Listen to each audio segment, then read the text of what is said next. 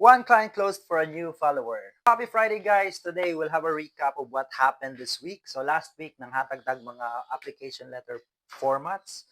And this week, followers are getting wins after wins. Okay, let me just show you. So last Friday, Will posted in VA Davao na struggling siya to get interviews. He shared na naa siya enough experience in the BPO industry as data analyst, team leader, supervisor, yet maglisod siya sa iyang application. So pagkabasa na ako, nakaingon ko, uy, same me og experience sa BPO. Ug giingnan nako siya nga i-PM ko for the application letter format. So mo to, nag-PM dayon siya og daghan pa jud kaayo ang ni PM other than sa iyaha nga iabot og kapin 500 ka buok. So mao ni iyang message, good PM sir, pwede maka-avail sa imong sample application letter. Ako tong anon nga same taog experience sa BPO.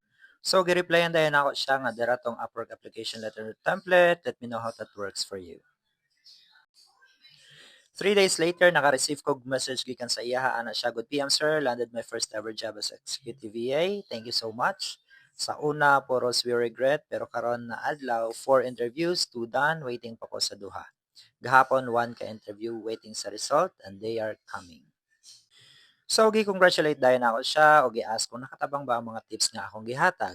Ana siya, kay daghan ko gi-apply nga gamit yung format. Grabe, kaayo, kay murag after ato, gasunod man akong invites for interview. Og na side comment about kay Kagas, ayaw na lang ninyo to guna-una. Imagine Sunday na-receive niya ang proposal format, pagka Wednesday na analyze siya client. Wow, 3 days. Unsa ni siya magic?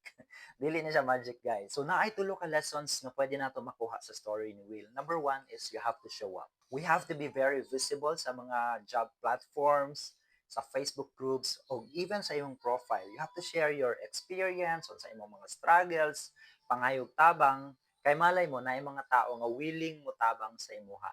Number 2, you have to get a mentor. Yes, kasagaran sa mga gasulod o VA, naga-DIY yun na sila. Ug si Will, based sa iyang story, March 2024 pa lang, nag-stop na siya sa iyang BPO job ug nag-full-time sa pagpangitag work sa VA. So imagine, March 2024, April, May, June, July, August, September, October, November, December, January, February, almost 1 year nga DIY niya. Wala jud siya nakuha na client.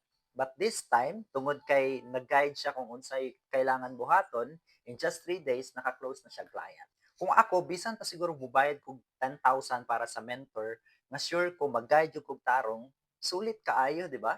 Og ang ikatulo, keep learning. Yes, pwede ka mosalig sa imong kaugalingon, salig ka sa imong skills, pero always remember nga pag abot sa VA world, daghan pa kayo kag dapat mahibalan. If afford na nimo mokuha og mentor or proper skills training, kailangan jud ka mo invest. Remember, this is a business and every business requires an investment. Kung nakaabot ka diri nga part sa video, don't forget to share this to your friends, especially those people nga gusto mahimong VA. Tag them in the comments para daghan patag matabangan. In this account, I will create newbie-friendly na mga videos, so make sure naka-follow mo. Let's get home base!